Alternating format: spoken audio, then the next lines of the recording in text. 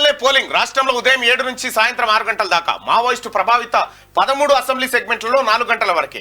ఎన్నికల సామాగ్రితో పోలింగ్ కేంద్రానికి చేరుకున్న సిబ్బంది ప్రతి ఒక్కరూ ఓటు వేయాలని సీఈఓ వికాస్ రాజ్ పిలుపు.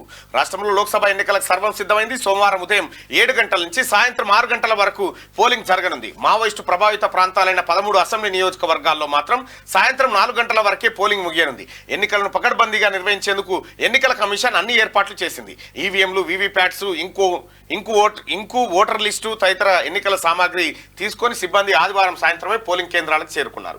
సోమవారం ఉదయం 5 గంటల 30 నిమిషాల నుంచి 6 గంటల 30 నిమిషాల వరకు పొలిటికల్ పార్టీల ఏజెంట్ల సమక్షంలో మాక్ పోలింగ్ నిర్వహించనున్నారు. ఈ ఎండలను దృష్టిలో పెట్టుకుని ఈసారి పోలింగ్ కేంద్రాల్లో ప్రత్యేక ఏర్పాట్లు చేసింది. ఈవీఎంలను అన్ని రకాలుగా చెకింగ్ చేసిన తర్వాత 1,05,019 బ్యాలెట్ యూనిట్లు, 44,569 కంట్రోల్ యూనిట్లు, 48,134 వీవీప్యాట్లు పోలింగ్ కోసం సిద్ధం చేసింది. సిద్ధమైపోయింది సామాగ్రి, ఆల్రెడీ నడుస్తూనే ఉంది ఎన్నికలు కూడా. ఇంకా లోక్సభ స్థానాలు మన తాను 17 ఉన్నాయి. అభ్యర్థులు పోటీ పడుతున్న వారు 525 మంది ఉన్నారు. ఓటర్లు వచ్చేసి 3,32,32,318 మంది ఉన్నారు. ఇక పోలింగ్ కేంద్రాలు వచ్చేసి 35,809 పోలింగ్ కేంద్రాలు ఉన్నాయి. ఇవి ఎన్నికలకు సంబంధించినటువంటి సామాగ్రి, అభ్యర్థులు, వ్యవస్థ.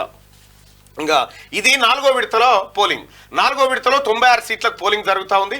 ఇవాళ 10 రాష్ట్రాలు, యూటీల్లో పోలింగ్.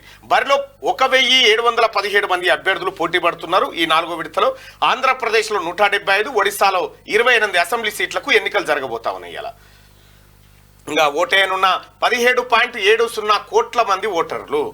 ఇవాళ ఓటేయబోతున్నటువంటి వాళ్ళు 17.70 కోట్ల మంది. 17,70,00,000 మంది వేస్తున్నారు. రైట్ గా 1.92 లక్షల పోలింగ్ కేంద్రాలు ఇందుకోసం ఏర్పాటు చేశారు. ఎన్నికల విధుల్లో 19 లక్షల మంది సిబ్బంది ఈ ఎన్నికల విధుల్లో పాల్గొన్నారు. ఇక్కడ మనం చూస్తే ఇక్కడ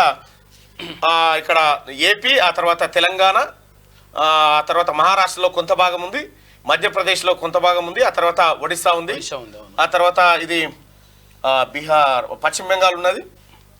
ఇట్లా కొన్ని చోట్ల ఇవాళ ఎన్నికలు జరుగుతూ ఉన్నాయి. 10 రాష్ట్రాలు, యూటీల్లో కూడా 4వ విడత ఎన్నికలు జరుగుతూ ఉన్నాయి. ఇక్కడ తమిళనాడు, కేరళ ఇవన్నీ అయిపోయినాయి. ఇక